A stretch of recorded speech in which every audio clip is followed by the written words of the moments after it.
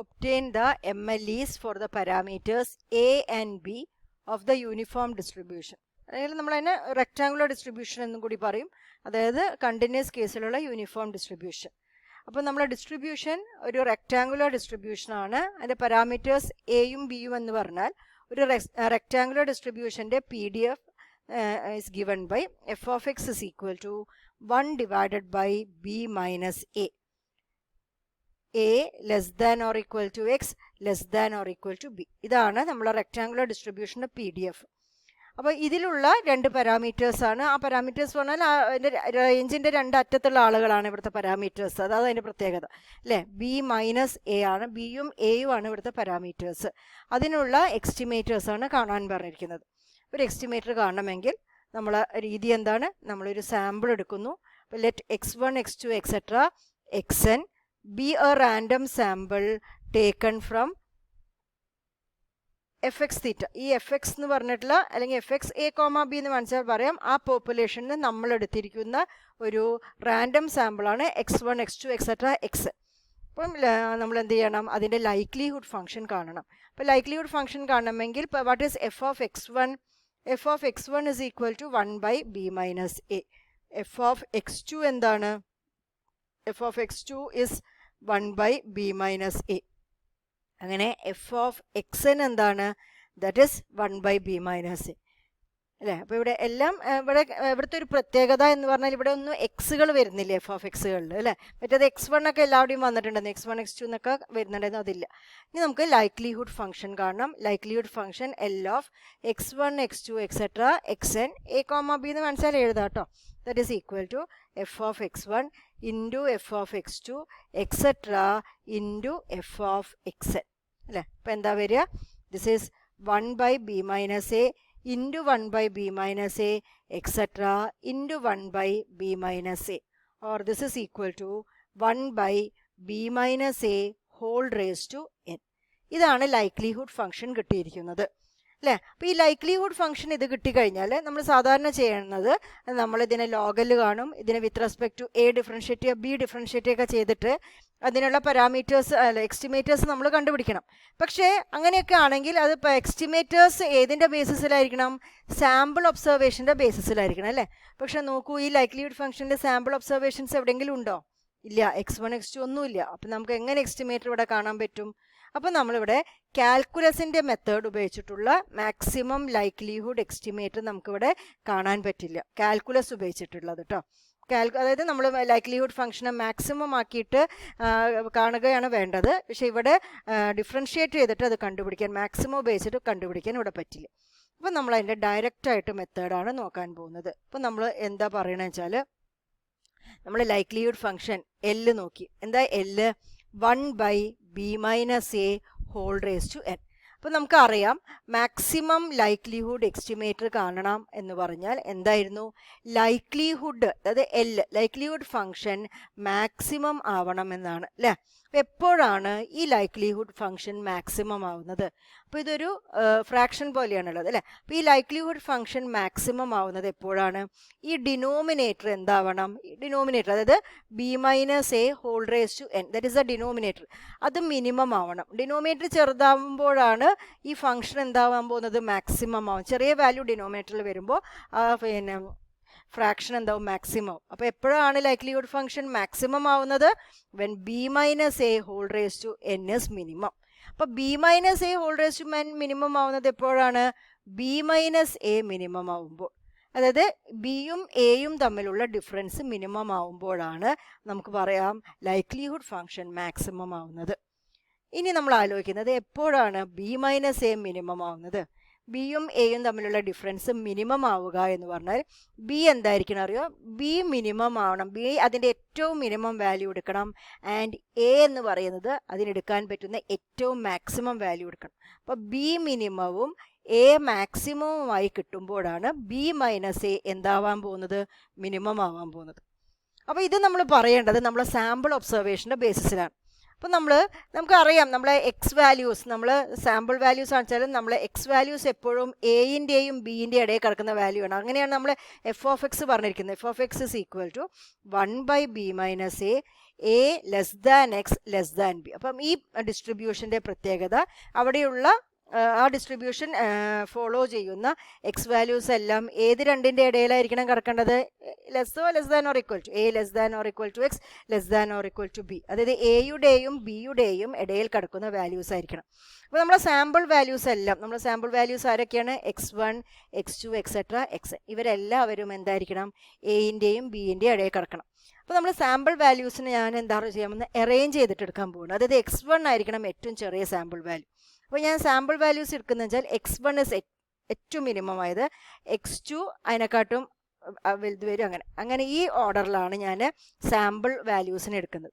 ഇങ്ങനെ ഓർഡറിൽ എടുക്കുന്ന സാമ്പിൾ വാല്യൂസിനെ നമ്മൾ ഓർഡർ സ്റ്റാറ്റിസ്റ്റിക് എന്ന് പറയും കേട്ടോ. ആ വേർഡ് ഒന്ന് ഓർമ്മിച്ചോളൂ. ഓർഡർ സ്റ്റാറ്റിസ്റ്റിക്സ് എന്നാണ് ഇവരെ പറയുന്നത്. ഓർഡർ സ്റ്റാറ്റിസ്റ്റിക്സ് എന്ന് പറഞ്ഞാൽ മറ്റൊന്നുമല്ല, the sample values which are arranged in ascending order of magnitude. അതായത് ഫസ്റ്റ് വൺ ആയിരിക്കും ഏറ്റവും ചെറിയ വാല്യൂ, നെക്സ്റ്റ് അതിനെക്കാട്ടും വലുത്, and last one is the highest value. അപ്പോൾ നമ്മുടെ സാമ്പിൾ ഇങ്ങനെയാണുള്ളത്. ആൻഡ് ഈ വാല്യൂസ് എല്ലാം തന്നെ എയുടെയും ബിയുടെയും ഇടയിലാണ് കിടക്കേണ്ടത്. They should lie between A and B അല്ലേ. അപ്പോൾ ഇങ്ങനെ ഒരു സിറ്റുവേഷനിലാണ് ഞാൻ പറയുന്നത് എനിക്ക് ബിയിനെ മിനിമം ആക്കണം, എയിനെ മാക്സിമം ആക്കണം എന്ന് പറയുന്നത്. അപ്പോൾ ഇവിടെ എക്ക് മാക്സിമം ആവുമ്പോൾ എക്ക് എടുക്കാൻ പറ്റുന്ന ഈ സാമ്പിൾ വെച്ചിട്ട് എക്ക് എടുക്കാൻ പറ്റുന്ന, എക്കിനെ കൂട്ടുമ്പോൾ എക്ക് എടുക്കാൻ പറ്റുന്ന ഏറ്റവും മാക്സിമം വാല്യൂ ഏതാണ്? x1 ആണ്. അല്ലെ x1ൻ്റെ അപ്പുറത്തുള്ള ഏതെങ്കിലും ഒരു വാല്യൂ എടുത്തു കഴിഞ്ഞാൽ x1 ആ റേഞ്ചിൻ്റെ പുറത്തേക്ക് പോകും. എല്ലാവരും റേഞ്ചിൻ്റെ ഉള്ളിൽ കിടക്കണ്ടേ. അപ്പം എക്ക് എടുക്കാൻ പറ്റുന്ന മാക്സിമം വാല്യൂ ഓഫ് എ ഏതാണ് നമ്മളിത് നോക്കുമ്പോൾ? That is x1. അതുമാതിരി ഇപ്പോൾ ബീനെ ഞാൻ കുറച്ച് കൊണ്ടുവരികയാണെങ്കിൽ എൻ്റെ സാമ്പിൾ പ്രകാരം ബിക്ക് എടുക്കാൻ പറ്റുന്ന മിനിമം വാല്യൂ ഏതാ നോക്കൂ? xn ആണ്. xnൻ്റെ അപ്പുറത്തേക്കുള്ള ഏതെങ്കിലും വാല്യൂ ബി എടുക്കാൻ പറഞ്ഞാൽ xn എന്ന് പറയുന്നത് ആ റേഞ്ചിൻ്റെ ഔട്ട് ആയിപ്പോയി.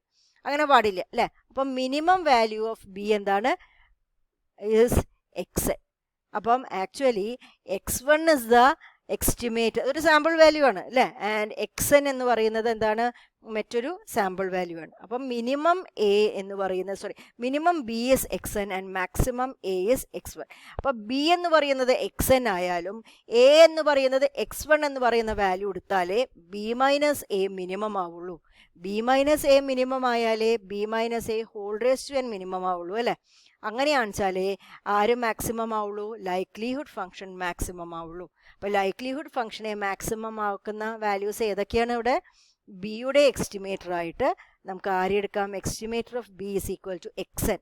xn കൊണ്ട് ഞാൻ ഇവിടെ ഉദ്ദേശിക്കുന്നത് highest observation, highest value of the sample observation. And A cap, അതായത് എയുടെ എസ്റ്റിമേറ്റർ എന്ന് പറഞ്ഞാൽ x1 ആണ്, വിച്ച് ഇസ് ദ എന്താണ്? Lowest value in the sample observations. അങ്ങനെയാണ് നമ്മൾ ഈ കേസിൽ എന്ത് കണ്ടുപിടിക്കുന്നത്? എസ്റ്റിമേറ്റേഴ്സ് കണ്ടുപിടിക്കുന്നത്, എക്കും ബിക്കുള്ള മാക്സിമം ലൈക്ലിഹുഡ് എസ്റ്റിമേറ്റേഴ്സ് കണ്ടുപിടിക്കുന്നത്. അപ്പോൾ ഇതുവരെ ചെയ്ത പ്രോബ്ലത്തിൽ നിന്ന് വ്യത്യസ്തമായിട്ടുള്ളൊരു അപ്രോച്ചാണ് ഈ പ്രോബ്ലത്തിൽ വന്നത്. കാരണം ഇതിൻ്റെ PDF-ൽ എക്സൈസ് വരുന്നില്ല, സാമ്പിൾ വാല്യൂസ് ഡയറക്റ്റായിട്ട് വരുന്നില്ല. അപ്പോൾ നമ്മൾ മറ്റൊരു മെത്തേഡ് ഓപ്റ്റ് ചെയ്യുക ചെയ്തിരിക്കുന്നത്. അപ്പോൾ നമ്മൾ ഇതോടുകൂടി നമ്മൾ ആ മെത്തേഡ്സ് ഓഫ് എസ്റ്റിമേഷൻ്റെ സെക്ഷൻ കഴിഞ്ഞു. അതായത് നമ്മൾ മെത്തേഡ് ഓഫ് മൊമെൻറ്റ്സ് പഠിച്ചിരുന്നു, മെത്തേഡ് ഓഫ് മാക്സിമം ലൈക്ലിഹുഡ് എസ്റ്റിമേറ്ററും പഠിച്ചു അല്ലേ. അപ്പോൾ ആ രണ്ട് മെത്തേഡ്സ് കഴിഞ്ഞു. ഇനി നമുക്ക് അവരുടെ പ്രോപ്പർട്ടീസ് എന്തൊക്കെയാണെന്ന് നോക്കാം. അപ്പോൾ അതായത് നമ്മൾ പറഞ്ഞിട്ടുണ്ടായിരുന്നു നല്ലൊരു എസ്റ്റിമേറ്ററിനുള്ള പ്രോപ്പർട്ടീസായിട്ട് നമ്മൾ അൺബയസ്നെസ്, കൺസിസ്റ്റൻസി, എഫിഷ്യൻസി, സഫിഷ്യൻസി എന്നൊക്കെ പറഞ്ഞിട്ട് നമ്മൾ പോയിട്ടുണ്ടായിരുന്നു അല്ലേ. അപ്പോൾ ഇവരിൽ മൊമെൻറ്റ് എസ്റ്റിമേറ്റേഴ്സ് ഇതിൽ ഏതൊക്കെയാണ് സാറ്റിസ്ഫൈ ചെയ്യുക, മാക്സിമം ലൈക്ലിഹുഡ് എസ്റ്റിമേറ്റേഴ്സ് ഏതൊക്കെ സാറ്റിസ്ഫൈ ചെയ്യുക എന്നൊക്കെ നമുക്ക് നോക്കാം. അപ്പോൾ properties of moment estimators. Moment estimators are asymptotically unbiased. അപ്പോൾ അൺബയസ്ഡ് ആണ്, പക്ഷേ എസിംപ്ടോട്ടിക്കലി അൺബയസ്ഡ് എന്ന് പറഞ്ഞാൽ when n is large, sample size large ആവുമ്പോൾ, n ഇൻഫിനിറ്റിയിലേക്ക് പോകുമ്പോൾ, n ലാർജ് ആവുമ്പോൾ അത് അൺബയസ്ഡ് ആയിരിക്കും. വലിയ സാമ്പിളുകളൊക്കെ എടുത്തു കഴിഞ്ഞാൽ മൊമെൻറ്റ് എസ്റ്റിമേറ്റേഴ്സ് അൺബയസ്ഡ് ആയിരിക്കും. അതാണ് അതിൻ്റെ അർത്ഥം കേട്ടോ. എസിംപ്ടോട്ടിക്കലി പറഞ്ഞാൽ വെൻ n is large എന്നാണ് ഇവിടെ ഉദ്ദേശിക്കുന്നത്. പിന്നെ അപ്പോൾ അൺബയസ്ഡ്, അങ്ങനത്തെ കണ്ടീഷൻ അൺബയസ്ഡ് ആവും moment estimators. Moment estimators are consistency എന്ന് പറഞ്ഞ പ്രോപ്പർട്ടി ഇയാൾക്കുണ്ട്. അപ്പോൾ അൺബയസ്ഡ് ആവും ലാർജ് n ലാർജ് ആവുമ്പോൾ കൺസിസ്റ്റൻസി എന്ന് പറഞ്ഞ പ്രോപ്പർട്ടി ഉണ്ട്. ബാക്കി രണ്ടും നമുക്ക് പറയാൻ പറ്റില്ല. പിന്നെ under fairly general conditions the distribution of moment estimators are asymptotically വീണ്ടും എസിംപ്ടോട്ടിക്കലി വന്നിട്ടുണ്ട്.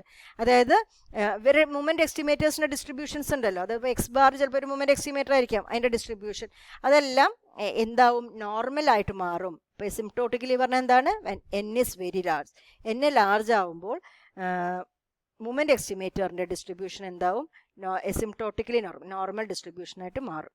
അതാണ് പ്രോപ്പർട്ടീസ് ഓഫ് മൂവ്മെൻറ്റ് എസ്റ്റിമേറ്റേഴ്സ്. ഇനി നമുക്ക് നമ്മൾ MLEസിൻ്റെ പ്രോപ്പർട്ടീസ് നോക്കാം. MLEs ആണ് കുറച്ചും കൂടി ഒരു സ്ട്രോങ് ആയിട്ടുള്ള ആൾ. MLEസിൻ്റെ പ്രോപ്പർട്ടീസ് ഏതൊക്കെയാണെന്ന് നോക്കൂ. MLEs ആർ കൺസിസ്റ്റൻറ്റ്, അത് സാധിച്ചിട്ടുണ്ട്. MLEs ആർ മോസ്റ്റ് എഫിഷ്യൻറ്റ്, ഏറ്റവും എഫിഷ്യൻ്റ് ആയിട്ടുള്ള എസ്റ്റിമേറ്റേഴ്സ് ആയിരിക്കും ആര്, MLEs. അതായത് ഏറ്റവും വേരിയൻസ് കുറഞ്ഞത് കേട്ടോ. MLEs ആർ സഫിഷ്യൻറ്റ്, അവർ സഫിഷ്യൻ്റ് ആണ് ഇഫ് സഫിഷ്യൻറ്റ് എസ്റ്റിമേറ്റേഴ്സ് എക്സിസ്റ്റ്. ചില കേസിലൊന്നും സഫിഷ്യൻറ്റ് എസ്റ്റിമേറ്റർ കിട്ടണമെന്നില്ല. ലൈക്ലിഹുഡ് ഫംഗ്ഷനെ നമ്മൾ ഫാക്ടറൈസ് ചെയ്തിട്ടായിരുന്നു നമ്മൾ സഫിഷ്യൻറ്റ് എസ്റ്റിമേറ്റേഴ്സ് കണ്ടത്. ചിലപ്പോൾ നമുക്കത് കണ്ടുപിടിക്കാൻ ഫാക്ടറൈസ് ചെയ്യാൻ പറ്റാത്ത കേസിൽ സഫിഷ്യൻറ്റ് എസ്റ്റിമേറ്റേഴ്സ് ഉണ്ടാവില്ല. പക്ഷേ സഫിഷ്യൻറ്റ് എസ്റ്റിമേറ്റേഴ്സ് ഉണ്ടെങ്കിൽ MLEs എന്തായിരിക്കും, ദേ ആർ സഫിഷ്യൻറ്റ്. അപ്പോൾ ഇയാളെ എല്ലാ ഗുണങ്ങളും ഉണ്ട്.